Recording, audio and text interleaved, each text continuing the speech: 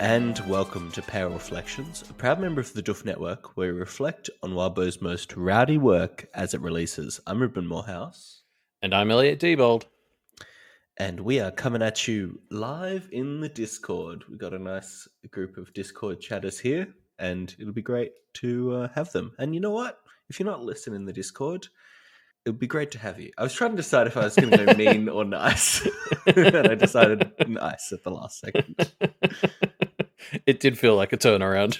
It's not the it direction was I a thought real you were going. swerve. It was a real swerve at the last second. Anywho, we're here to talk about Wild Abandon 18.5 and 18B. B for best. Sure. Let's get into it. So 18.5, we're with Lucy, and she's kind of mulling over some past memories of arguments and fights, particularly one. I say fight, but really it was, bullying and harassment rather than a fight. Well, there was a fight. True. Like at one point she wrestled him. True. True. Would you call? Yeah, I guess so. All right. Fight might not be the best word. Like brawl or scrap might be a better term for what it sounds like it was. But yeah. Or just self-defense. I mean, she did say, "Fight me, IRL." Like she turned it from verbal bullying into thing, which I'm not saying like I'm not saying that's not the worst idea or anything. Like it didn't work out or whatever, but like she did say, "Let's fight." Like she turned it from verbal into a physical contest, and she did explicitly use the word "fight." So maybe you're right. But yeah, it's a really strong opening to the chapter, like because it's like quite a while before Verona gets a quick mention, and then we go back into this, and then like Charles comes up, and a part of me was almost like, "Oh yeah, Charles is here." The chapter really takes this opening to very firmly establish like this is where Lucy is at right now mentally. Like she's reflecting on this time. Someone was an asshole. They got rewarded for it. Not enough people really had her back. She tried to fight and it didn't help. She even talks about how like during that fight her clothing was compromised. And, like we know how important her bulletproof dressing is to her, and like she's in a jacket shizzle right now. Like it's like this really firm parallel drawn in of like, yeah, this person was an asshole. The system backed them. She wasn't winning, and then okay, now it's time to talk to Charles. Like nothing to see here. Yeah, no, it's a good setup for the end of this chapter. I think, especially this. She really talks about this overwhelming feeling of like powerlessness that she had. That she tried to reach for some deeper source of strength or some way to fight back and had nothing. And now she does, I suppose. Yeah, I mean, it definitely frames how this chapter ends in a very, a very significant way. That this is how it worked for her in the past. Before, she had no way to fight back. She was either nice and she got hurt for it, or she was mean and got hurt for it. Yeah. And yeah, I mean, Logan, what a character. What a fun character, huh? He's such a heel. I love how it's not just that he's like a bully, but he keeps reusing jokes to try and get laughs, and like he does some very annoying things. Yeah, it's funny. Logan's this character who I think we've seen Logan in the story like 2 or 3 times very briefly, but we've had a couple of times where Lucy's really thought on him in the past. Like I think we've seen Logan more in Lucy's memory of him being a dick than he has in the actual story, which is like I think a deliberate choice, because he's not like he's the most important thing about him is that he's a dickhead who's really hurt Lucy. Like that's all he is as a person, basically. Because yeah, he sounds like the worst, and like no wonder Lucy was frustrated that like everyone kept indulging him, and like it put her on the outs that she was against him. Not just kept, but keeps in the present tense, right? The Logan is not a problem that has been fully solved and has gone away. Yeah, I mean, he was kind of like a dickhead class clown for a bit when they went to the arcade from memory, but like, yes, I don't know. Like, I think like Lucy's hopefully moved into a position now where it just doesn't matter as much, or where she can fight back or whatever. I guess I don't know. Maybe we'll get the Lucy beats up Logan arc. Vengeance arc. Yeah. Where Lucy Um, goes around just beating up all the people that have been mean or racist to her. yeah. But I mean, like I guess, yeah, as you sort of said, like this was all about like Lucy's powerlessness, and she's trying to figure out how where she goes from here, and like she talks about fighting back at the end of the chapter or whatever. And I think like what's really fun too is that the Logan in this metaphor is Charles, but you can put Charles in the Lucy side of this in his head. Like obviously we're going to get into Charles a lot in a bit, but like Charles was the beaten down Forsworn where the system was against him, and he won his fight. His Verona analog didn't just have his back, but actually got him like the crown. And now he's in this powerful spot, but because he got there through violence and shittiness, he's still doing violence and shittiness to his metaphorical Logans.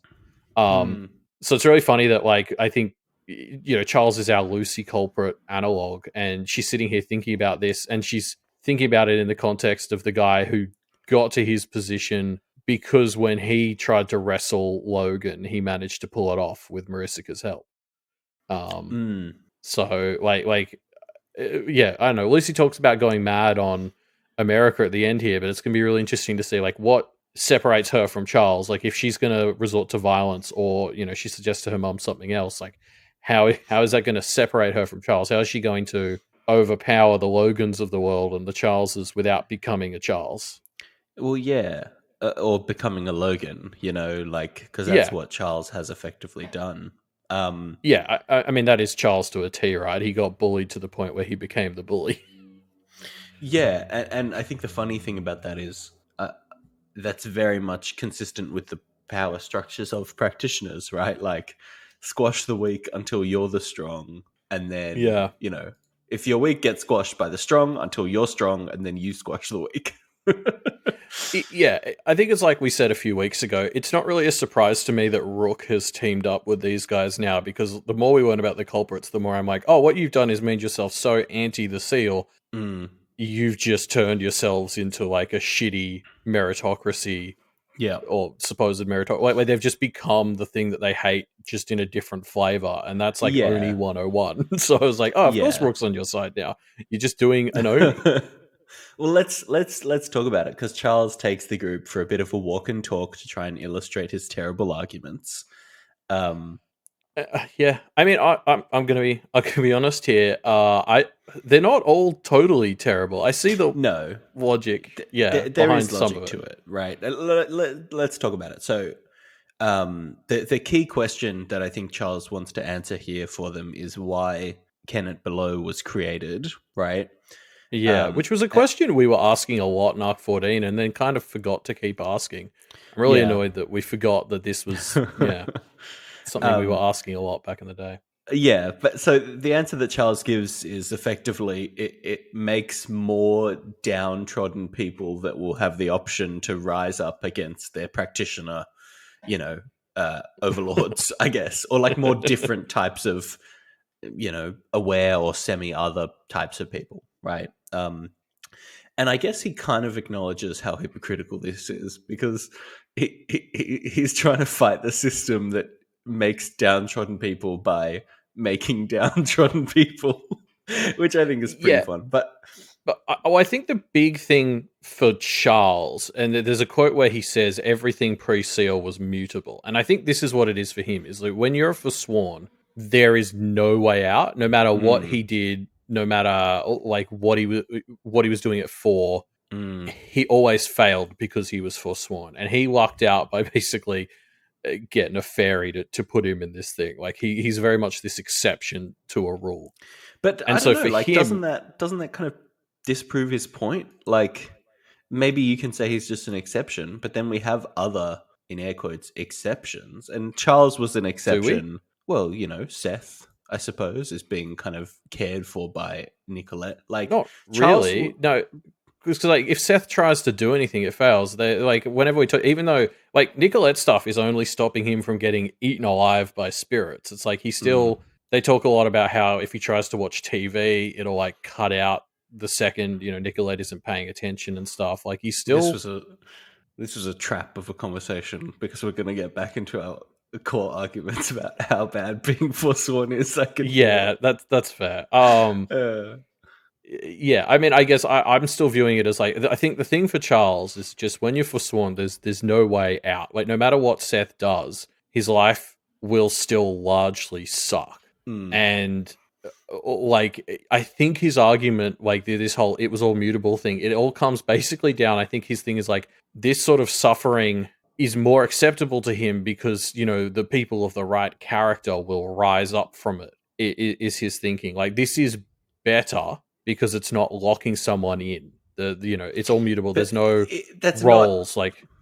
That's not necessarily true, right? Like, I think Charles, when he was a forsworn, is about as locked in as an innocent who's been turned into a street, right? Like, an innocent who's been turned into a street doesn't have a way out of that situation, right? Like, I don't know.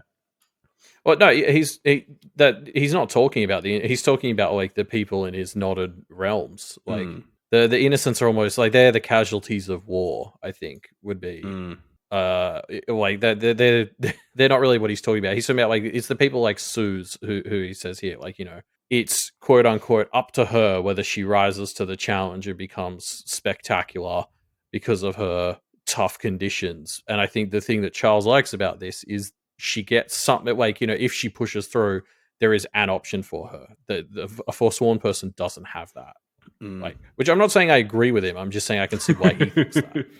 To be clear, I don't think his a post-apocalyptic anarchical meritocracy is better. Like, that's a stupid idea. But I can see why he thinks this, because he's what got to him as a forsworn was the fact that no matter what he did, things got turned around on him. He tried to make the Hungry Choir, or, you know, he tried to make his red environment thing, and it got turned into the Hungry Choir, and hundreds of people got killed because of what the Carmine did.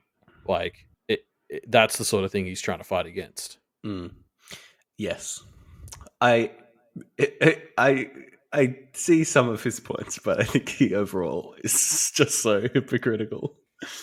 Yeah, I mean, yes, but that's kind of like this is one of my favorite tropes for a villain, is like the villain who knows what they're doing is wrong, but it's like the means justify the ends. Like the sort of the person who, you know, goes against their religion for the idea that they'll make a better world for everyone else. Like, oh, you know, one of the 10 commandments is don't murder, but if I murder, I can save hundreds of other people. Yeah. Like, and Charles explicitly calls that out by, explicitly acknowledges that with things like he's willing to forswear people, right? Like, yeah, like he addresses that. Exactly. The Kenneteers bring it up, and he's like, yeah, I'll do it. And it sucks. Like, I think there's a point. Yeah, I've got the quote here where somebody asks him like how many people get hurt, and he says too many, but the alternative is worse. Like, the alternative is where the Bellingers wound and maim people, and Melissa Oakham gets injured.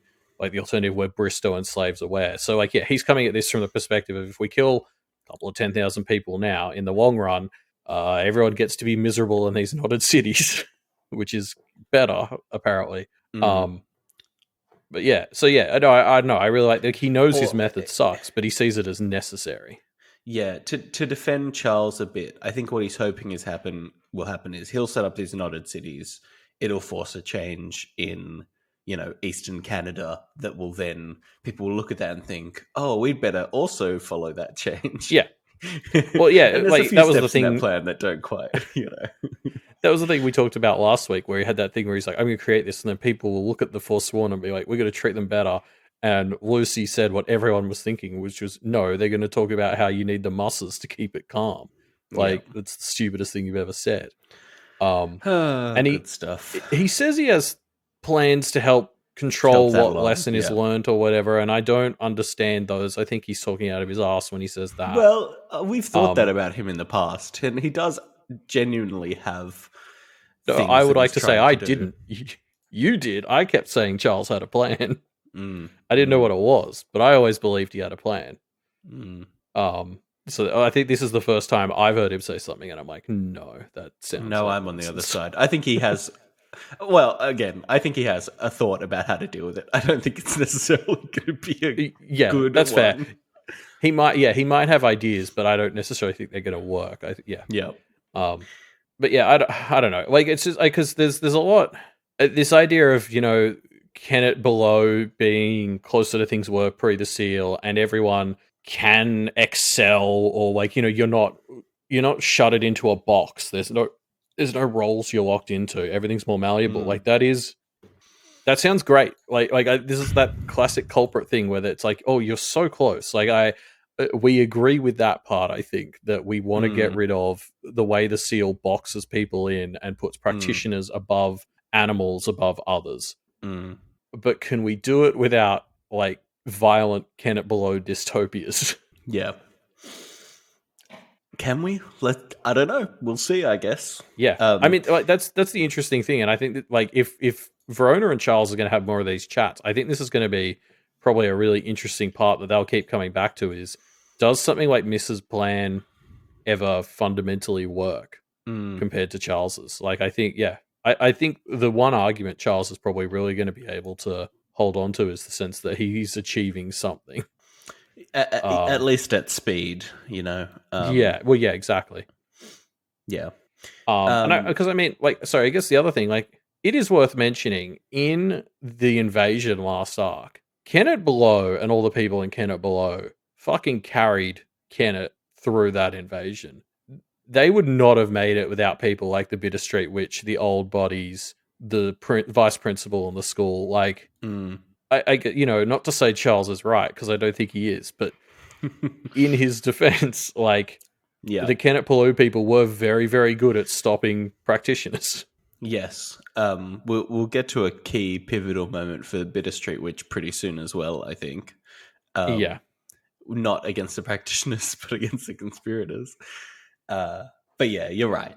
Like the fact that they've had Kenneth Below and now Kenneth Found is obviously very key to this. And like, I'm sure they wouldn't have had the idea to do Kenneth Found without the fact that Kenneth Below existed, right? I mean, Kenneth Found was very explicitly thought up by Verona as a way to, like, we need our own version of Kenneth we can control to stabilize the whole thing. Yes. Yeah. So yeah, it is very much a response. And I mean, now, like, Kenneth Found and Kenneth Below are fitting into a bunch of different stories. There's like different metaphors or imagery or whatever. But now there's this extra one we've kind of got added, which is Kenneth Below represents Charles's vision, and Kenneth Found kind of represents Team Miss. And like, there's now one angle we can look at them through, which is this war between Found and Below for which one is the better way to fix stuff. Yeah. We'll have to kind of keep an eye on that, I think. But yeah, I want to pull out a line that I liked from this section. I can't really pull out the whole thing because it's pretty long, but there's just this moment where Connor jokes about how Kenneth Below is a nice place because the shops are open a bit later, and Kelsey kind of gives him a little smile before carrying on with talking about the actual thing at hand. And it was just very funny to me, this dynamic between them, of like Connor making a joke in a very inappropriate situation, and then Kelsey being like, oh, that's nice, dear, and then getting back to business. Just very fun stuff. Yeah, I mean, it seems like Kelsey's doing better, because when Avery pulled that same shit last week, Kelsey was like, please don't, I'm about to snap. So I think between the Garricks and maybe just her, you know, doing better, she's able to at least handle this now and indulge, you know, her goofy husband and daughter. Yeah.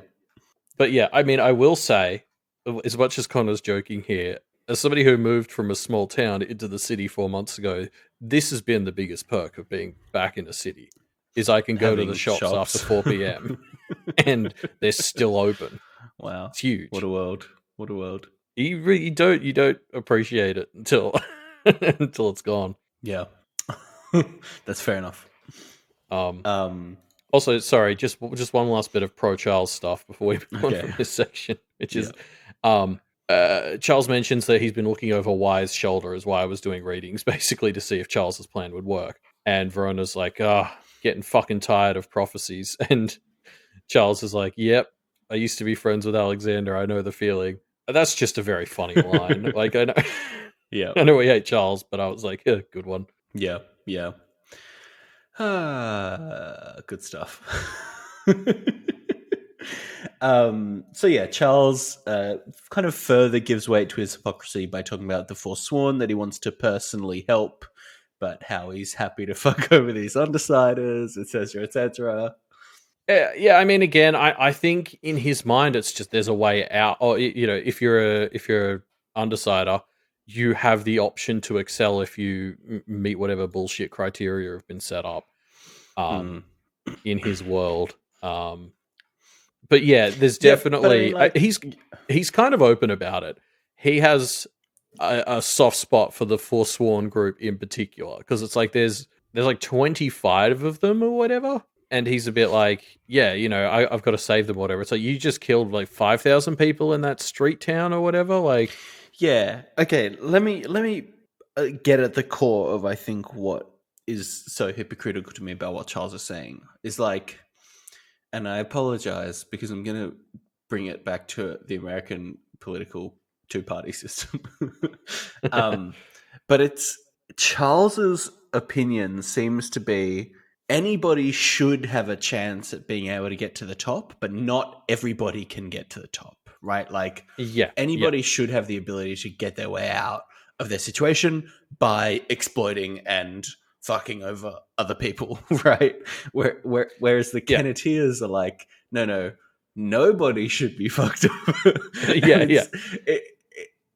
I think Charles thinks that he's the second opinion, but he's actually the first, and that's the thing that really gets me about him. Like, it's very because he's not trying to make a better world. Like, he's trying to make a world where everyone has equal opportunity to be the shit cunt at the top. Exactly. Whereas, right. like, the Kenneteers are trying to build a world that has, like, UBI and stuff, where it's like, oh, what if we made it so no one lived in poverty?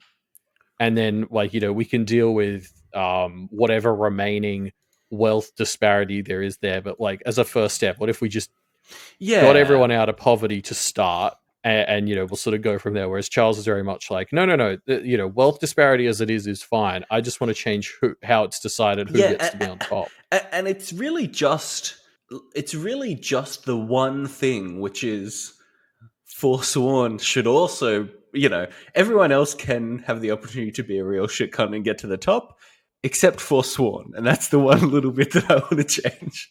And it's like, Charles, come on, man! Like, can you not see that? It's actually the fact that people can be the shit cunts that's the problem. Yeah. Well, he's missed the forest for the trees. Like, his takeaway from being Forsworn seems to have been, it's bad that people get locked into these boxes, not that we have shit boxes. Yes, exactly. And it's so frustrating that he talks about how he's changing the system for the better, but he's really not. He's just doing this one minor tweak, but doing a whole fucking overhaul to get there. Yeah, and I'm like this is the thing, and I think we've all been talking about it for over a year now. Like, actually, we haven't mentioned it, but it's Pale's two-year birthday later this week. Ooh, happy birthday! But no, like this is the thing with Charles, right? Is it's like everyone looks at this plan and thinks, yeah, in 2 generations, that's just going to be the same shit again. Like, a violent revolution like this just tends to lead to a new dynasty. Like, you might switch from kings to, a dictator or whatever. It's like same shit, different title, right? And that's like, undoubtedly, once Charles gets taken out of the picture, eventually this shit will settle to the same toxic bullshit with like somebody concentrating power and deciding who can inherit it. Yeah. Like, yeah, I mean, that's the fundamental flaw one of the fundamental flaws in his plan, which is that, like, I don't understand how he's ensuring that 100 years after he's gone, this area of Canada hasn't just settled into a different flavor of the same problem. Yeah, I mean, we've talked about this before as well, right? It's an unstable system because it requires him or somebody in a position of power to reinforce it, and that's obviously exploitable, right? I mean, but like, to be fair, you can make the same argument for Kennett Found right now. Like, Kennett Found seems great, and it's like the best example we've kind of got right now of something Mrs. Plan would like to achieve. Like, Kennett Found is the place with no poverty, like good sort of result, but it is just as reliant on her as a benevolent dictator with Demiurge. Like, yes, you can't make a place like Kennett Found without a miss at the moment. So in Charles's plan's defense, like, it's as reliant on him as Mrs. is reliant on her right now. Like, we haven't seen a path to make a good place like Kennet Found that doesn't involve having a benevolent dictator. So you're right about Kennet Found and the fact that it has a dictator and that it's nice that Mrs. a benevolent one. But the thing that is good about the Kenneters or Mrs. Plan in general is it is kind of self-perpetuating in the sense that if the end goal is having others not be as downtrodden, building a system where practitioners recognize they can get more power out of others by being nice to them than by exploiting them is self-perpetuating, right? Like, it doesn't need somebody to keep telling people to do that once you hit a certain critical mass. If you'd allow me, Elliot, I'll make a comparison to the pinnacle of modern media, I think, Monsters, Inc., and the system of really, Pale is just Monsters, Inc., right? There's the monsters, there's the humans, and they're scared of each other and at odds. But actually, when they learn that instead of being antagonistic towards each other, e.g. scaring, and being friendly towards each other, e.g. laughter, it's actually 10 times more powerful, Elliot. And that's the thing. And I think that's a really beautiful message for Kennet to be pushing is collaboration is 10 times more powerful than screams. You know what I mean? You know what's funny about this is you were saying that, and I was like, this is genius, but also sounds familiar. I think you made that same comparison at Deep Impact. Fuck. Somebody might want to verify. Good comparison. It is. No, it works. I'm just like, as you were saying it, I was like, fuck, has Ruben said this before like 3 years ago? Shit. I just thought of it this week, and I was like, oh, great. That would be a fun bit. Whoops. Oh, yeah. Oh, well. No, because you're 100% right. And I mean, like, this is the thing. Like, I agree, but I suppose there's a line to be walked between like Mrs. Ambassador plan, where you see that know working with others is better, and getting somewhere properly like Kennet Found, which is like a place that exists as that sort of utopia. And at the end of the day, the Kennet here and the Miss plan will fundamentally rely on the majority of the power being in the hands of good people. Yeah. And I don't know. I don't think there is Kennet Found and Kennet Below are necessarily part of Mrs. Plan. Like, no, Kennet Found is the reaction to Kennet Below. Yes, but I think Kennet Found can stand in as a bit of an example of what Miss would like to see society looking like. Sure, I think that's fair. Kennet Found resembles what Mrs. Endgame would sort of be, which is this utopia where people pursue work when they want, but everyone is taken care of. And I guess what I'm saying is I think there is a gap, and I think Miss has been open about this, but there's a gap between, sending out the Kenneters as ambassadors for a better way of practice and a society in which that is the majority and it's kind of enforced and people are kind to each other and blah, blah, blah. Like as I said, I think Miss has acknowledged that, and she said, like, this is she just wants to start the wheels of change, and I think this is what separates her from Charles is she just wants to get the ball rolling. She doesn't need to flip the table. But like I guess it just if Kennet Found sort of represents the sort of ideal answer to Kennet Below, if it is this is what we should be aiming for. There are questions about how you get from A to B without benevolent dictators. Yeah. Now, this Allaire practitioner, though, am I right? Pretty horrifying stuff. And I was thinking about this, like, on the topic of Mrs. Plan and Kennet, would it necessarily prevent people like this from existing? And I think the answer is no, because the people like this would be, they could be a part of the system. The system doesn't necessarily require that the practitioners are nice to innocents specifically, or to, how they get their power, I suppose. So it's kind of interesting. I imagine this thing would actually probably still exist, to give Charles a bit of credit.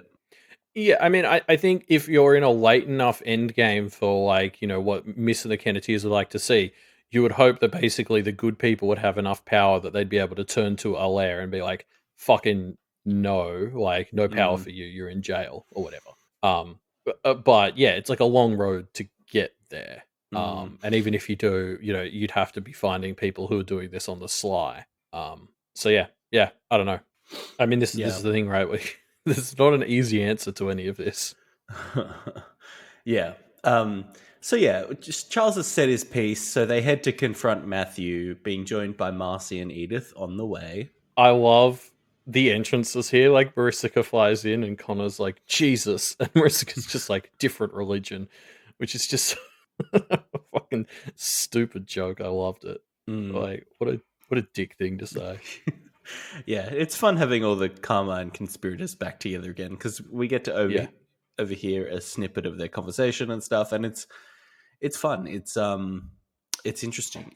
I wonder. It's tantalizing to think about what Marisica actually could be up to here. Well, yeah. I mean, so first of all, like that bit you mentioned, there's like this moment where the three conspirators are whispering to each other and walking in front of like the three Kenneteers, and I was like, God, if I could draw. That is a moment I'd want fan art of. There's something really powerful about the image of the three conspirators walking ahead of and whispering in front of like the matching Kenneteers. Like, it's just it feels like such a big moment, even though it's not really. Do you think they knew that Lucy was eavesdropping and could hear the things they were saying? Oh, I mean, I have to imagine Charles is aware that she can do that, right? Yeah, which is interesting. Yeah, I don't know. I think they don't really care. I mean, there is this moment where Charles does say, and she overhears, as Lucy observed, I'm not really about to change my mind this far in. It is perhaps unfair to expect the same of them. I hope they do. I hope they discuss it, but I'll figure out a way forward either way. And it's moments like this where I'm like, God, Charles, you're very close for me to be willing to back you on stuff. Like, that is a very reasonable sentence from him, and I'm like, why were you not this reasonable when you were talking to the Kenneteers? Like, he clearly still has this soft spot for them, and I think in Verona's chapter last week we talked a lot about how like he clearly just wants them to be on side because he's lonely. But it's like you just hear him say stuff like that where he's like, I suppose it's fair, they won't change their mind, I'm not going to, I hope they do. And it's just like, God, this sounds so much more like a person you could converse with than the person we just conversed with. That's interesting. I know it reminds me of America. Like, Charles is a few tiny changes away from me thinking you're one of the coolest people in this story, but he just he keeps doing America, shit that is terrible. Sorry. Yep. Oh, gotcha. yeah. Sorry. I was like, yes, I don't quite understand. Yeah. Sorry. Forgot. There's a character called America. But yeah, we've obviously got sorry, we also didn't give credit to Edith's dramatic entrance too, where like Marcy blows the candle and fucking, melts herself in. Like, these two definitely have a flair for the dramatic. But I mean, yeah, so you mentioned like what is Marcy up to before. Yeah. And yeah, me too. I like, because like, obviously her being all like blood covered as part of her godship feels like it's tied into, the fact that she's getting her leg up from the Carmine. And, I too would want to be a god associated with being covered in blood in Charles's region of the world, like that's pretty good setup. I think of all the things to be a god of, that's a good one. Yeah. But we still don't, like, I need to go reread her interlude, but like I remember in her interlude really having the vibe that she didn't necessarily have a plan for what she would turn into. And I'm just curious, if she's here now, what is she? Yeah, like, okay, you've got a fuckload of power, you're some god of violence related stuff in a very violent region now. So now what? What are you doing? Yeah, like, there's I mean, the ultimate question is still get away from the wild hunt, right? And if we still, the metric I've been using in my head is, if we still call her Marisica, probably she's still at risk kicker, Nailed it. It's a rhyme to help you remember. It rhymes. Yeah, no, I completely agree. I've been thinking the same thing. As long as the characters can still look at her and be like, that is Marisica, I assume that means the fairy court is capable. Yeah, that's what I would think too. But maybe not. Maybe there's a justification that she can make of like, nope, fuck off, I'm far enough away from a fae that you don't. Or if, if this place continues to get that violent, and if she absorbs power through violence, because I think like gods, like, I don't think we fully know, but my understanding is, they have like a vibe, or if people are praying to them on certain stuff, like energy in a region, like if you were the god of I don't know, fucking sex, and you were in a region with tons of orgies all the time, you do good. Yeah, I am the god of sex. Oh, boy. Okay, well then, do you live in a region with lots of orgies, and does that give you power? I do. Yeah. Actually, jokes aside, in my apartment, I've heard twice now in the 3 weeks that we move in, there's this one apartment across the road, and I swear I've heard them having quite loud sex twice now. It's very strange. Like, wait, really so loud. across the road though? Across the road loud. Wow. Yeah. Not just like the apartment above you and the wall and the the floors not in the and same roof building. thin. Not in the same building. Yeah. It's like a little narrow kind of alley. So it's like the apartment facing our apartment. Right. But it's still, right? Yeah. Anyway. Yeah. I mean, it's working for him, clearly. Yeah, yeah. So but yeah, no, yeah, sorry. So to go back to it, I guess maybe part of Marcy's plan at this point is just get powerful enough that they're just not a problem. Like, if she's the god of a violence-associated thing in this violent region, she might just be untouchable. Which seems like a bad plan, because long-term... Anyway, I mean, I guess, yeah, I don't know. Because we've had a number of, references to, like, Marcy struggling a bit with all the power she's gotten. Like, there's one in this chapter where she mentions, like, her head is filled with blood and violence, and I think when she was talking to Verona or Lucy earlier in the arc, I think it was Lucy, mentioned she had the vibe of someone who'd like eaten too much at Thanksgiving and was a bit like, in like rest and digest mode. So I think this is the other interesting question we answered about Marusika, is she's very much got this vibe at the moment of she's fundamentally changed who she is, inhaled this like massive amount of power, and I don't think it's fully settled yet. And what does that mean exactly? Yeah. I don't know. Yeah, it's interesting. I also kind of get the vibe that she's on the edge of snapping and doing something. She's on the edge. She's on the brink of doing something heinous and wild. You know what I mean? Well, as opposed to what she's done so far. No, I know, but like, yeah. No, I know the what you mask mean. slipping, I guess is what I mean. Like, I don't know. Well, and I think this is interesting because she's torn away her label of fairy, which I think played a big part. Like the whole, we saw in her interlude, even when she was born as a fairy, like they naturally had this affinity for, being subtle and stuff. And she's torn into that part of herself, and also filled herself up with rage and violence. So it's kind of like, I think she's reckoning with a lot, and I really want to see more of it. She's the culprit I want to see more of the most, especially from Verona's POV. Yeah.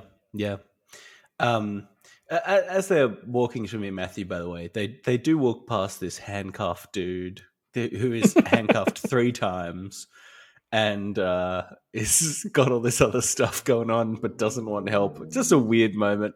I do love kind of these wild, random Kenneth Below characters as set dressing. Yeah, this is the world Charles wants, is a dude who's handcuffed and doing crazy shit. Yeah, no, exactly. The failed escape artist, I guess we'll call him. But also don't help him. He can do this. No, he's got this. He's got this. If he can just... nearly.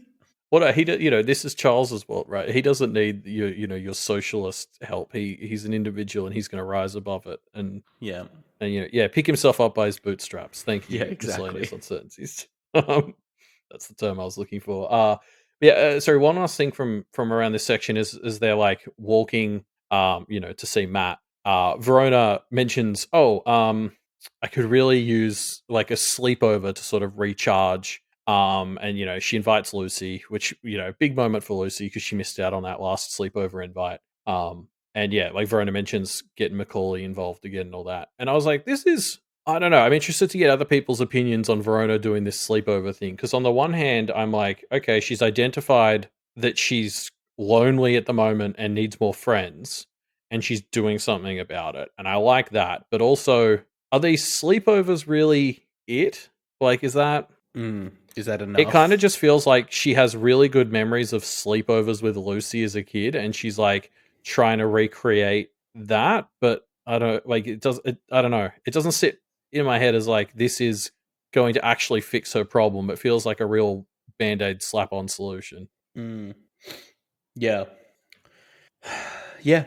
I don't know. I mean, it's a start. Maybe is the way to think about it. Yeah, I know. I definitely like that she has identified. Oh, I'm like lonely, and that's bad for me, and she's trying to do something about it. Yeah. I worry that she's sort of misdiagnosing exactly what is the problem with her like loneliness, I guess. Yeah. I think so. Yeah. We'll see. I don't know. But yeah, I guess I'm just not convinced that the sleepover is actually. I don't think it's going to fix everything, but I think it's step in the right direction. Yeah, no, and I mean, as people in the chat are saying, like, I don't think everything needs to fix everything. I worry that this indicates that Verona sort of misdiagnosed exactly what form her loneliness is taking. Like, I don't necessarily think hanging out with Macaulay and Lucy is the thing that is missing that she's identified. No, I mean, she's missing parents and she's missing her exciting relationship with Jeremy, like, Oh, and Tashlit. Like, I think... And Tashlit, true. Like, Verona is starting to feel like she's doing, the early story Avery thing of creating these unrealistic standards for what relationships sort of have to be. I don't know. I need to think on this more, but yeah. Yeah, interesting. But yeah, so they reach Matthew and Edith makes her play, which is effectively that because Matthew relied on her to win his domain and they used to live together and are married in that house, and all these pieces together mean that she should get a proportion of the house, roughly equivalent to de facto familiar ownership of part of a domain, which is a solid play. I mean, it's so good. It does make a lot of sense. Yeah, Charles said this, and I was like, I mean, fair. And I think this is the thing, right? Like, this is the classic Edith Matthew relationship. Is if you did not have the context of Edith and Matthew and you heard Charles's case, I think you would be like, well, that seems fair. Like, Edith is his wife. They bought the house together, right? Didn't he need to get her permission to make it a domain? Like, I think they're both on the deed. And like she helped boost his power, like, and his doom came from her. I think, yeah, without the context, you'd be like, oh, this seems fair. And that's just really Matthew and Edith to a tease. If you don't have the context, Edith seems a lot better than she is. Yeah. It is ridiculous that Edith thinks this is an inroad. Like, you know what I mean? Like, God, Edith, fucking hell. She's just so deluded about this, isn't she? I mean, yeah, you say that, but then I remember I told you about my ex's brother who broke up with his girlfriend, but then they had to live together, and he ended up getting back with her because she wouldn't let him sleep with anyone else. So, I mean, for all the wrong reasons, Edith might have been right that forcing herself into the home to share it with him would have been helpful. Might have been enough to start bridging that gap. Yeah, like that proximity, I think, actually would have allowed her to eat at the distance more. It's just Matthew was smart enough to not give her the chance. Yeah. Yeah, I mean, so just to touch on like the thing with Matthew and Edith, they're becoming my textbook example of like something I think Pale's been very strong on since the start of the story is that the idea of blanket rules doesn't work. Like you can't just come up with a system that works for everyone. And I think Matthew and Edith are quickly becoming the textbook example for this because, like, on paper, it almost always seems like Edith is getting screwed over. Like, there's a bit later where, Edith mentions, "Oh, you could give me the basement because I know that's where you locked me up before," and Verona has to turn to Jasmine and be like, "It's complicated." Like, without the full context, without the really context, it seems like this is bad, and that's happened before. Like, what was that other moment? Yeah, but I think this is the thing. Like, everyone suspected Matthew at the start of the story, without the full context. Matthew seems like the bad guy, and it's like so they're the textbook example for one of the things Pale's talking about, which is you need to be flexible and to hear the whole story before you can make a judgment, because otherwise you try to pull shit like Charles just did, which is give her part of the house. Yeah. Yep. God, silly stuff. Also, sorry, I just gotta say, on in the list of reasons why I just want to see more of the trio of Kenneteers alongside the trio of culprits, there are these like great moments just between them all that just had me cackling. Like, there's a part where Edith turns to the Kenneteers and she's like, "Do you want to be enemies?" And like Verona just laughs at her. And then, Charles sort of tries to calm everyone down, and Marissa calls him responsible. And then Lucy goes, "Yeah, he's responsible for a lot." It's just like, fuck, I need these 6 in a room just all the time. The fucking shit that was going between them is so fire. I loved it. It is very fun. So yeah, Matthew, with a bit of warning from the Bitterstreet Witch, was ready for something like this and has effectively condemned his domain, filling it with slate to make it completely unusable. So Edith gets 1/6 of nothing, which is a great reveal. It's so good. And like, again, this is one of those things where it sounds like the pettiest divorce bullshit ever. Like, this is one of those like horror stories you'd read on Reddit of like, my husband filled our house with garbage rather than let me get half of it in the divorce or whatever. But you're just entirely on Matthew's side because we know Edith. It's so good. I thank God the Bitterstreet Witch was around. MVP, Bitterstreet Witch. Charles was right. He's creating people like the Bitterstreet Witch. It's good, actually. Yeah, the Bitterstreet Witch is proving to be a very invaluable ally to this team, which is very interesting. Yeah. Like, it's because the Bitterstreet Witch has come from Charles, so it's kind of like, oh, interesting. Yeah, Charles is maybe slightly has a point here. Well, I mean, this is the thing. Kenneth Below really carried them through the invasion. Like, his shitty competitive meritocracy of violence creates a bunch of really capable people. It's just they all, like we saw in the Bitterstreet Witch's head a few interludes ago. She fucking was miserable and hates it. Like, yeah.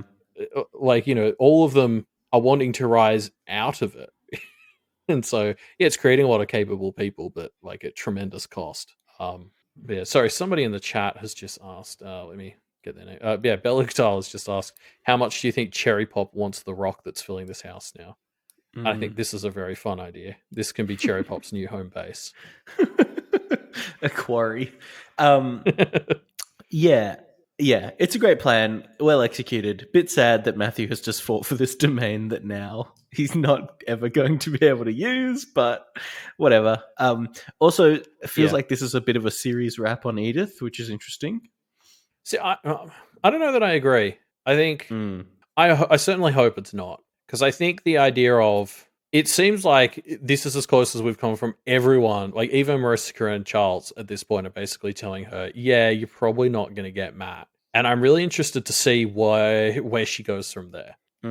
What does Edith do if she's devoted her entire life to this unhealthy romantic obsession and it's been taken away from her? Yeah. Good. Maybe finally she can start healing. We'll see. Yeah.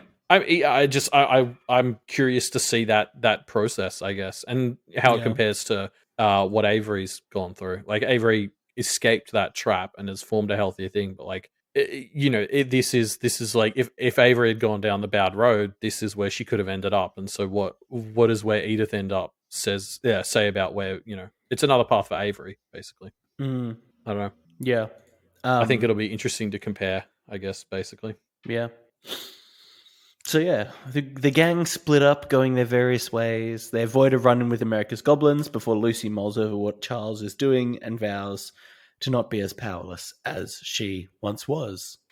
And I mean, Charles starts his new friendship with Verona on a very positive note by giving her this compliment where he tells her that all the other judges are getting sick of her shit. Yeah, which, I mean, yeah, we felt that last time during the summer break, which was very fun.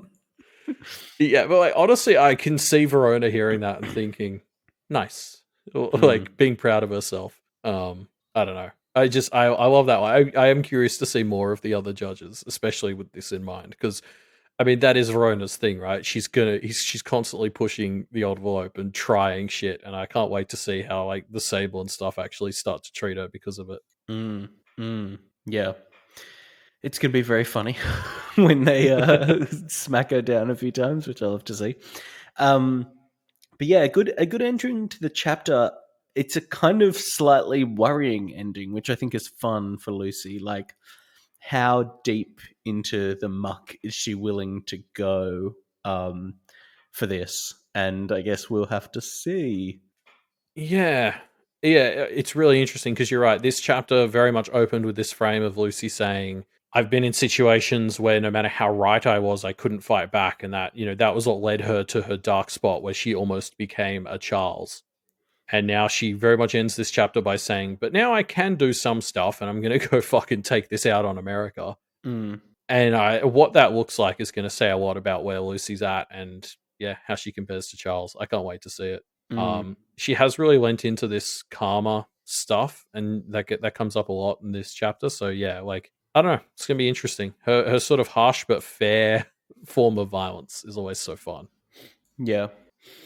Actually, sorry, it is worth saying we didn't really call it out, but like something that really jumps out to you both in the previous chapter and this one is how much Lucy just refuses to ever let Charles be. Like, like every time he says, like, she's just constantly like, why should we hear your plan?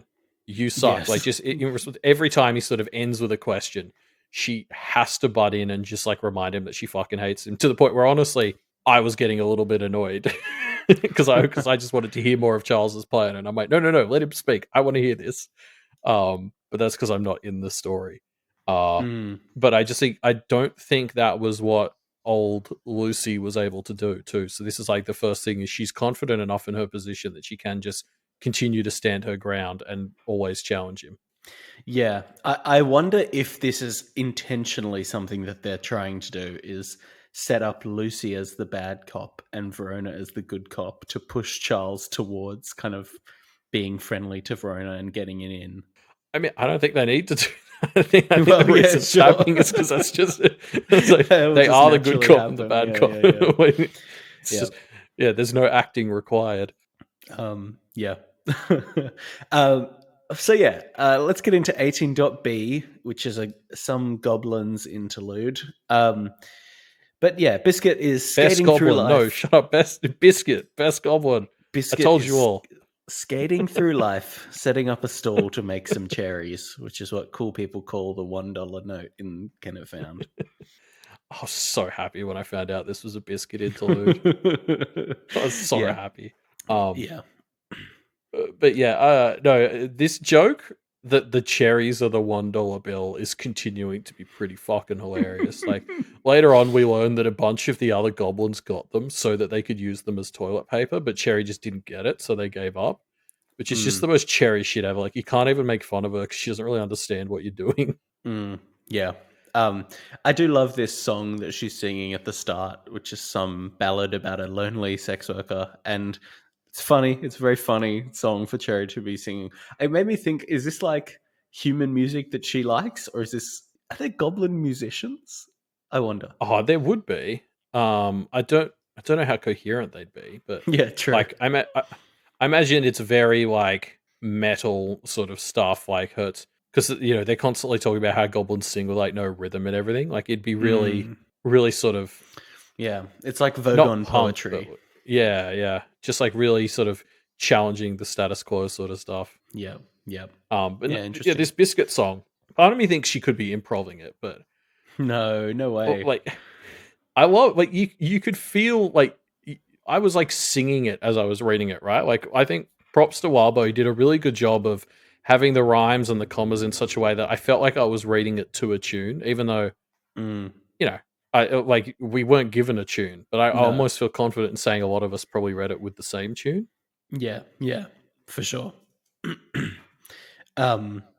Yeah, so Biscuit as a point of view character is interesting because she is the most unethical of the Kennett goblins, right?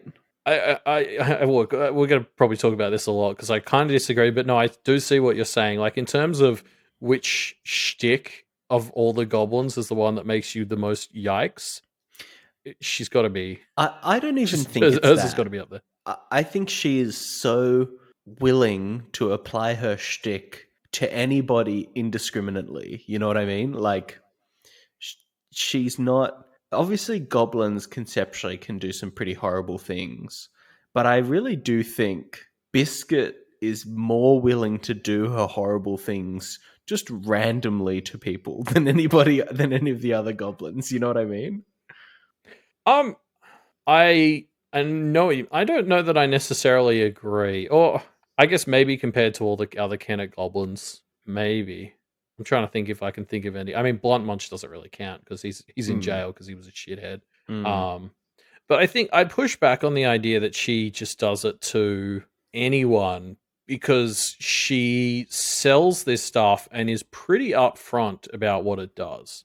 I Like, wonder how much that's being forced on her, you know what I mean? Like by rules of the place or Toadswall or whatever, right? Like, I don't know. I mean, I didn't get the sense. Like, there was no point in the chapter where she thought, "Oh, and I have to tell them Mm, because of the rules." mm, She's almost showing off. Like, she loves telling people the wild shit this stuff can do. Like, mm, she's not looking to trick people into these crazy experiences. She's very much giving them the option to indulge, which is like the term enabler gets used by her a fair bit, and like, I guess that's the thing. She doesn't trick people in her enabling. She just presents them with the options and presents pretty questionable options as a part of it. But she's very upfront. mm. Yeah, maybe you're right. Yeah, like as Maybe you're Walbo turning says, me around on her a bit. in the like Walbo's mentioned, she enjoys the agony of do I put up with the downside, because she specifically brings that up when she's selling. She gets really mad at the foundlings because she starts explaining the downsides, and some of them are like, "Oh, that sounds great." And she's like, "No, no, no, no, this is meant to be bad." Like, there's that one that makes you like obsessed with dragons, and she's like, "You might get a dragon tattoo." This one guy's like, "Oh, sweet," and she's like, "Wait, you're kind of going against the whole idea here, guy." Like, I think to sort of take a step back, like Arc 17 spent like a lot of time talking about like what the people you surround yourself with says about you, or it was talking about building Kennet found, and it was like, oh, what do who do we let be a part of this, who is part of Kennet? Miss has some bad stuff in her past, how do we reconcile that with building this new utopia or whatever? Mm, And I feel like Arc 18 is sort of taking one of the next steps from there, which is taking like more of an inward step and asking, like, what is it about the person inside that lets the environment shape them? And so, obviously that comes into what Charles was talking about last chapter, like a whole bunch too. But we see it in this chat with Miles coming up. Like, I think this arc is looking a bit more into, okay, say you're in an environment for better or for worse, the same environment can shape people different ways, and mm, so to a certain extent there is the individual within there, and what are we saying about them and their willingness to change? And I guess to come back to Biscuit, I think Biscuit's really interesting because like her drug shtick can be really, really terrible, but from her it's kind of coming from this place of she wants to not help people. Does feel kind of strong.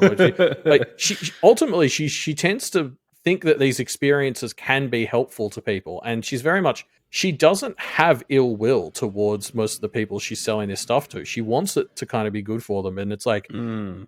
that's what is going to make her someone. Like, she's got Toad Swallow kind of guiding her. Like, this is the sort of thing that I think is going to turn Biscuit into someone who can maybe do this in a way that becomes fairly acceptable, because the thing that really makes Biscuit okay for me is that she's not coming from a place of maliciousness or No, negligence. that's a good point. Yeah, she actually Like, doesn't wish harm on the people that she's yeah. giving her concoctions to. And you're right, that is a very key thing to take note of. Yeah, and like, I think the fact that we see Toadstool a bunch here, like, it ties into a lot of what Verona talked about in that domain ritual of, like, Verona wants to go into Kennet below and find the good things that rise out of these bad places and, like, make them good. And Toadstool has very much been in that vibe for a while now, and he's, a candidate for the Kennet below council. And, like, this is sort of what he's pivoted to doing since Verona called him out on the shit he did with Peckersnot and the Milkmaid, is like, Toadstool is trying to take these goblins and bring the best out of them. And I think he's very specifically taking Biscuit under his wing because he sees she's got potential. She kind of means well. He just needs to make sure he's fostering her in a way that means she's not doing wild shit. She's kind of trimming off the maybe more chaotic edges. Yeah, because she's got a hell of a shtick, and it needs like very careful fostering so that it happens in a good way. Yeah. And wait, the pro Biscuit thing. I don't think we've ever seen Biscuit really deal in hard drugs. Like, this is another thing I'd point to, is all of her shit is drugs, but not like the addictive, life ruining kinds. It's always very much framed as this thing of like a massive binge, which isn't great, but it's certainly better. If she was walking around offering people like ice or heroin, that would be a whole other level. Yes, and I suspect that is possibly something that she would do in a place other than Kennet. You know what I mean? Like, in a bad environment, it's something she could get pushed more towards. Yeah, which is another good argument for her being a part of Kennet. Yeah. But so so she sets up her stall. She's kind of selling stuff to these foundlings. A lot of very fun interactions here. Her stall has such a fun vibe, and we're going to talk about pate soon. And obviously, I think we'll talk about that more in next week's episode. But like, it's that same sort of thing of just this like chaotic shop stall vibe. Like, I love how she's constantly promising, "Hey, I'll give you a bunch of stuff for free if you sign up to be my Barney," basically. Like, and she's just constantly raising her prices because people are willing to pay them. Mm-hmm. Like, oh, it's so funny. Yeah, it's good stuff. There's a Douglas Did It makes a very fun appearance. Yes, which is wonderful. And he's so annoying.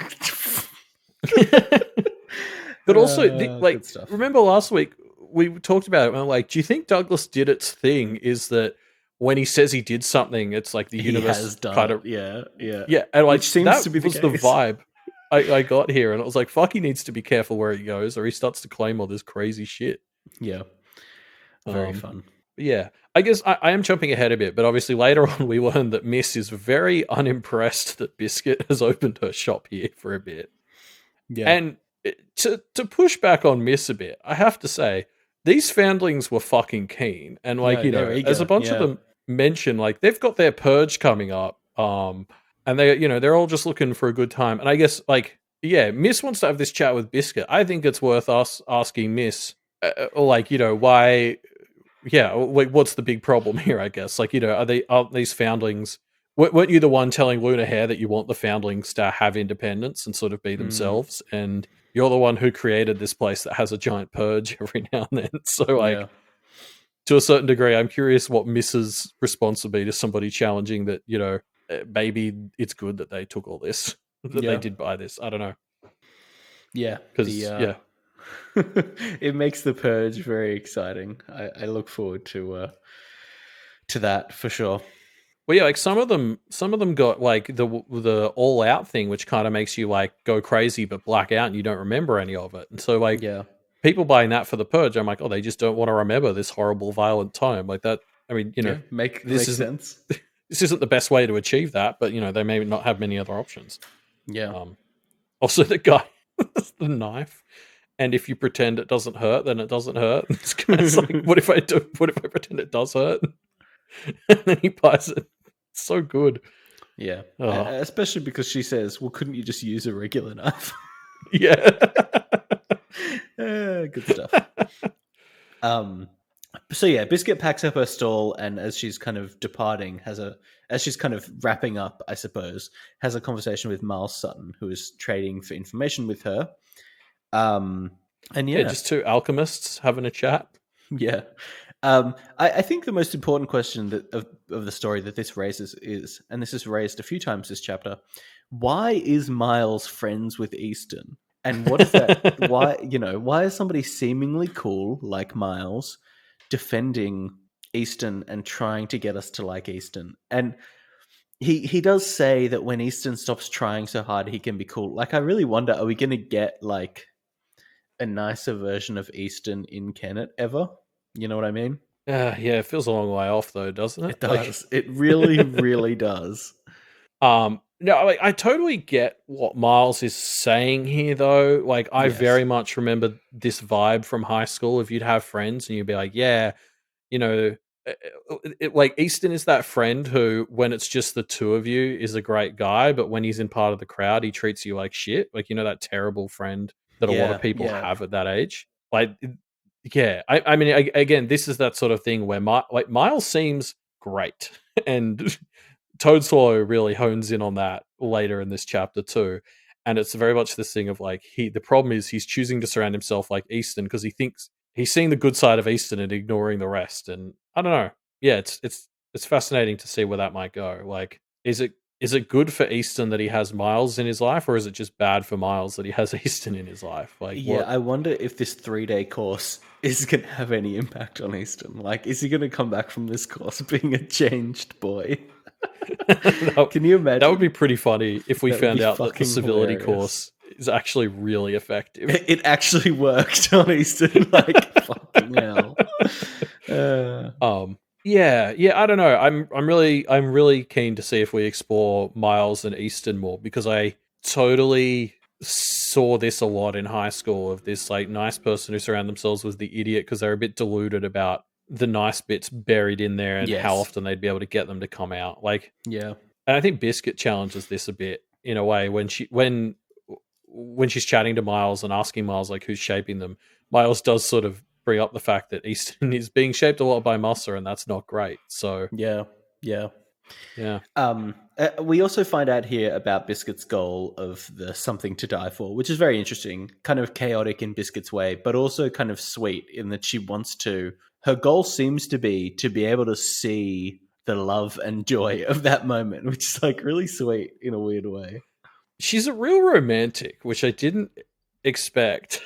Yeah, I don't know. Like, you're right. Like, it's just, I feel like the fact that she's kind of built her entire thing around wanting Barney's so she can create this like something to die for really sort of summarizes that whole vibe she has of like, yeah, she's doing this crazy shit, but like her end goal is kind of good seeming. She's just trying to create a wacky rom-com, which, you know, rom-coms aren't the healthiest thing, but yeah, like, you know, it's coming from a good place seemingly. Yeah. And then, of course, as we've kind of touched on, Biscuit is talking about how people are shaped and how the world shapes others.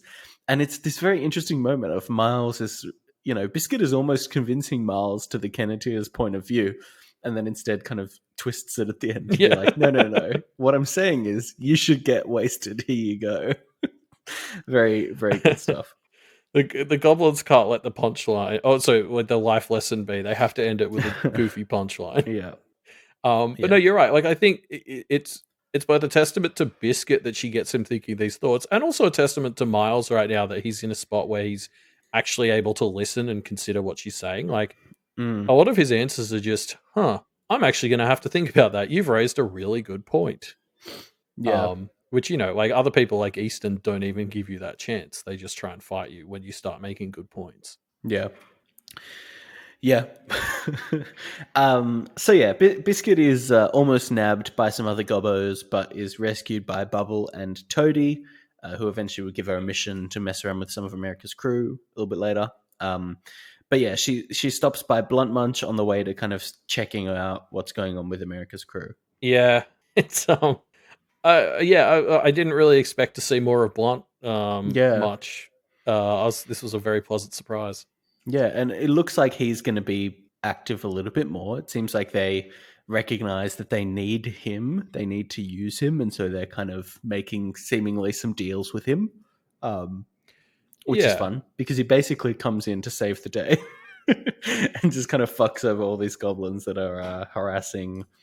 Well, we'll get to. I guess that happens a little bit later, but you know, whatever. Yeah. I mean, yeah. I guess it's just interesting because I think a Blunt redemption arc is like possible. You know, he's no Brett, he's no Edith. Like, yeah, true. From memory of what happened, like when he got caught, like his basic thing was that he didn't like other goblin culture where, you know, bigger and tougher was better. He thought it was too violent and bad, and he didn't like his part in it, so he left. But then also he wasn't willing to let go of parts of it in Kennet, which is why he betrayed someone like Toadswallow. So it was a bit like he was halfway there. Like, so I guess it'll just be interesting to see, has his imprisonment sent him one way or the other, like in finishing this thought of like challenging goblin status quo. Yeah, yeah, you're right. Thematically, a Blunt Munch redemption arc, I think, would be very interesting for the themes of Pale. Yeah, I'd be keen Yeah, on or it. I'd fit into like Toady and his role in Can It Blow and everything. Yeah. Yes, yes. Um, yeah, people in the chat are also mentioning the way that Biscuit propositions him, which was a whole thing. Goblins.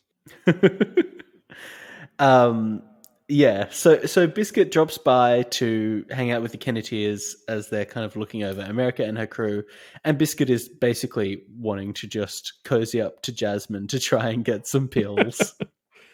I warned us this was coming. Biscuit now has two Debbie Downers in town. Both Lucy and Jasmine are just totally ruining her ability to get her job done. Yeah, this is the most slimy part to me. Like, it really, she feels so slimy here. And it's somewhat, dampened by the fact that one, she is adorable, and two, she's not getting anywhere. Like, if it was working, it would feel a lot worse. You know what I mean? But Jasmine is not letting her get to that point, and so it's not as terrible as it could be. I don't know. She's no cherry pop, I guess, is what I'm trying to say. Yeah, that's a compliment, though. No. No, yeah, I mean, yeah, obviously, yeah, the whole shtick here is just kind of like, oh, that's a nurse who has access to drugs. Yes, please. Which is like great. But the comedy in this bit is through the roof. Like the bit where Biscuit steps away to write "don't" on her shirt because it clearly says "do drugs" is great. Just the comedy of this interaction was so good that I'm struggling to bring myself to look at the sort of moral side of how slimy she's being. I don't know. Yeah. I don't know. I've turned around on Biscuit a bit over the course of this conversation, I think, but this still feels very slimy. I do love this bit where Connor is like, aren't those anti-drug programs? Like, he basically completely picks that she talks about how she supports anti-drug programs, and Connor picks that's because they actually are proven to do more harm than good. Yeah, it's very fun. I love like Connor has always started to slot into this role of like the guy who's in the background sort of saying the subtext, or like almost doing what the spirits are thinking, of just like saying the real obvious thing or the implication of what someone's saying. Like he was the one in the previous conversation with the culprits who was like, oh, so it's like a de facto relationship. Like he's standing in as like, I don't know, the boring straight guy. It just kind of spells everything out for us when needed. Yeah. But yeah, no, I don't know. This whole interaction between Biscuit and Jasmine, I think, is super interesting because Jasmine is correctly very against the whole drug side of Biscuit's shtick. And I mean, like that'll be the interesting thing, is to see where like Biscuit goes in the future. Like, will she partially drop the drug side of her alchemy, or I don't know, I guess we'll see. Yeah. Like, because I think Jasmine and probably Lucy are going to continue pushing against a lot of what Biscuit tries to do. Yeah. It'll be interesting to see. I mean, and again, like this speaks to Kennet as a place that is naturally tending towards better systems, right? Yeah. I want to talk about this bit where so Biscuit heads over to sneak among America's goblins, but there's kind of a scuffle on the way before Blunt Munch, as we said, kind of comes to the rescue and just smushes all of their goblin opponents. But I want to touch on this bit where it's interesting. Like, Bubble is seeing... Sorry, not Bubble. Biscuit is seeing this thing that's going on with America's goblins, and it's kind of enticing to goblins conceptually, right? But she thinks about how she's got her clan of goblins here, and she doesn't want to give them up, and she's having very like, really, Toady and his influence on these goblins is making them so loyal because there is a real genuine camaraderie between them. You know what I mean? Like, there's a trust that is growing that means Biscuit doesn't want to betray them. Even though she's shameless and has no moral fiber, she would never betray these nice goblins. And I think it's really important. Like, it makes me really love Toady and what he's doing, because it's just so clear that it is working. You know what I mean? Yeah, like he's fostering a much more real form of loyalty, because you're right. Like, as people mention in this chapter, like young goblins have this tendency to just sort of go with the flow, and like like a lot of them are just coming to America because she's a celebrity and the others are doing it. Whereas, Toadslaw is fostering this more genuine loyalty to the crew, where they don't want to turn on him, and like that comes up. There's the bit where he like goes into her locker and gets a bunch of her supplies, and her instinct is to assume that he's ripping her off and that she's been stealing from him. Like, she mentions that a number of times throughout the chapter, and like Toadslaw is just trying to explain to her, like, I know this is a novel concept, but like you can trust me. I want what's best for us. Or I've come to realize that what is best for us is to like be better. You're right. Toadslaw is just like really turned this place around, and I really hope that he gets onto the council and Kennet below, because I really want to see him and Verona co-leading this charge to take a place like Kennet below and help it rise above the shittiness. Yeah. It's working. It's going really well. So, thumbs up, Toady, best goblin. Yeah, well, except for Biscuit. So yeah, Biscuit springs into action, passing out free drinks to the assembled enemies. Some start to partake, and Liberty arrives, and we see the chaos dial start to tick up. This like Liberty in America moment hits you really hard, right? Like the moment where Liberty shows up and then goes and like specifically chooses to hug Avery and like draws this thick line in the sand of, I'm on Avery's side here. I don't care what our pact was. I don't care what Dad thinks. They're in the right. It just, shit's gonna go down. Yeah, and I look forward to it as it does. It felt like a big moment to me. Liberty doing this, so actively choosing their side. I want to call out this thing that Mirth Strike has posted in the Discord, because I think it's fantastic. Comparing Liberty to like the American ideal of liberty and like the Statue of Liberty, and America to the contemporary version of America, which is kind of a bastardization of that. I just think it's very good. You're right. America is America, whereas liberty is actually the actual concept of liberty. Yeah. America is America. Liberty is Captain America. Coming in the next April Fool's chapter. I don't know. Also, so can we call out? So Biscuit basically goes to all the practitioners guarding the perimeter and gives them all drugs. And this is sort of the thing where it's like, this is the time where she's tricking people into taking the drugs. Yeah, but it's enemy combatants. It's in war, exactly. It's all fun. Honestly, Gashwad brings up that the other Kenneteers might not like it so much, but I thought it was fine. Yeah, I think it's fine. I feel Verona might too. I think Verona might have our back on this one, but yeah. I just love though that her plan essentially amounted to, all I really need is for one person to be stupid enough to drink this, and then others will too, because it's like monkey see, monkey do. She's just like, she's kind of actively not pushing them to drink it. She's just like, hey, I'm just doing my job. Here's some drinks. And she can just bank on the fact that one of the 9 groups will have someone that's stupid enough to actually do it. And I just thought it's hilarious that works, basically. Yeah. I mean, it's not even peer pressure, Sengachi, because it's not, there's no pressure. I think that's the funny thing, is it's just, all you need is one stupid person, then a bunch of other people will just see them doing it and be like, it's fine, yeah. It's okay then. Yeah, it's not pressure, it's just peer copying. Yeah, this is like group mentality, I guess. I don't know. Yeah, exactly. Which is like hilarious that she's teaming up with Gashwad of all people to take advantage of that.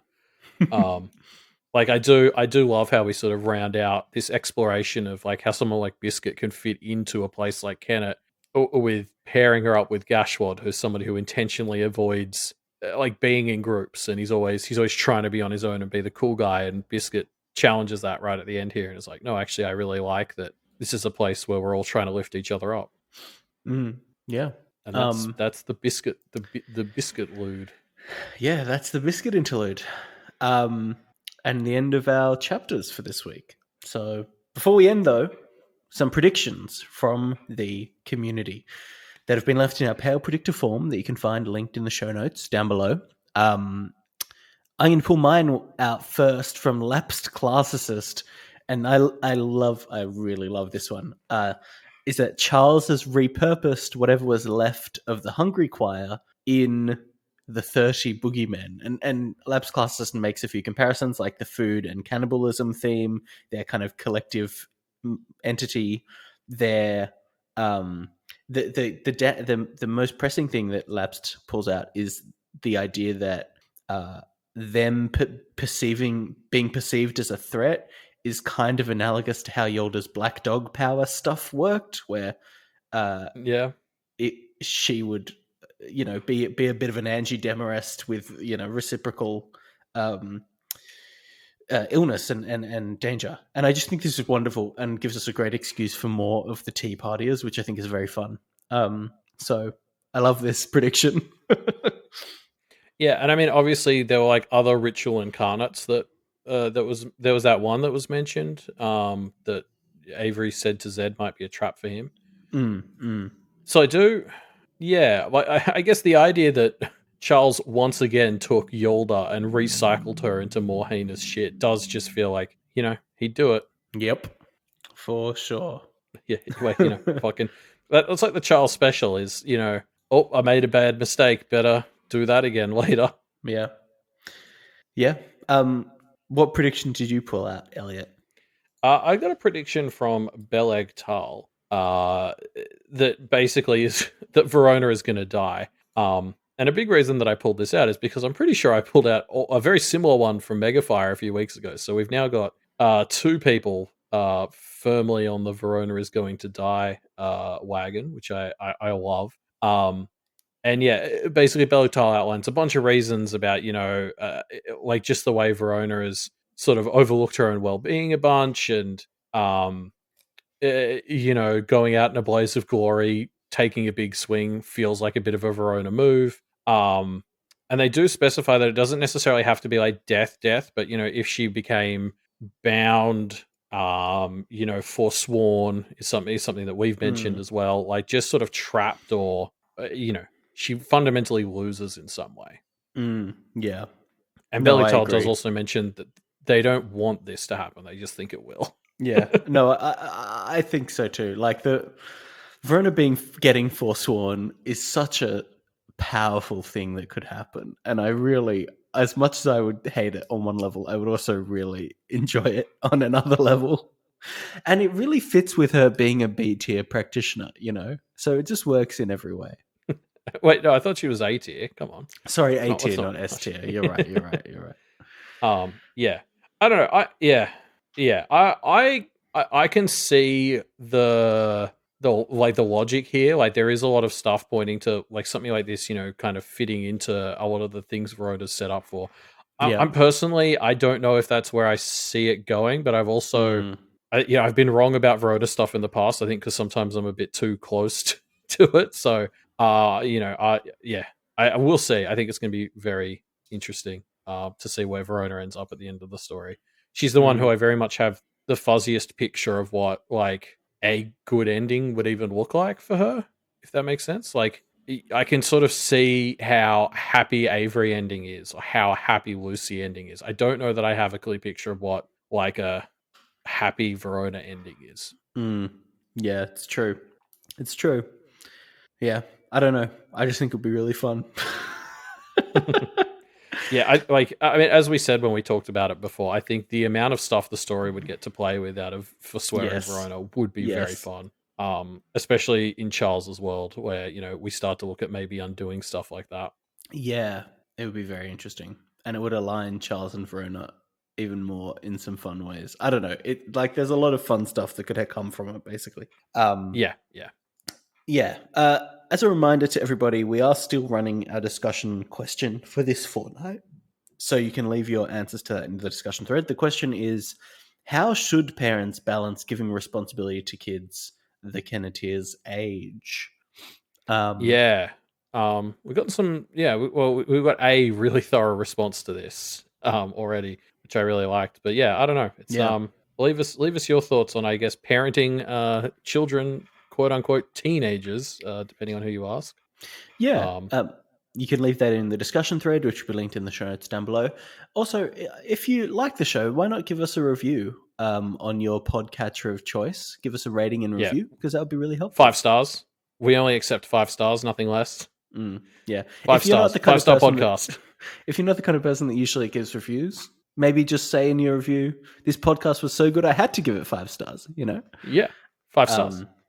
And if you want more of this, stick around, because we're about to record a bonus episode on Pate. I say stick around if you're in the Discord right now, live, because we'll be about to record this. If not, you can catch this soon on the Patreon bonus feed. Yes. So yeah, we're recording that live for everyone who's listening now, but otherwise, it'll only be available on Patreon. We'll probably release a teaser, actually, because I think a lot of people don't know what Pate is at the moment. Yes, true. If you want to get access to that and you're not a patron, the way to do so is by going to patreon.com/duffmedia. You get access to all kinds of bonus bits of content and all other kinds of cool things, like special colors for your name in the Discord. Pretty appealing, I think. And you also get all the other great bonus content we release as well. But it's all about don't forget to stop by Wildbow's Patreon as well, patreon.com/Wildbow. Throw him some cherries, maybe even an opossum. Whoa. Hey now. But yeah, no, do chuck him a few character coins. And with that, we'll wrap up. Farewell.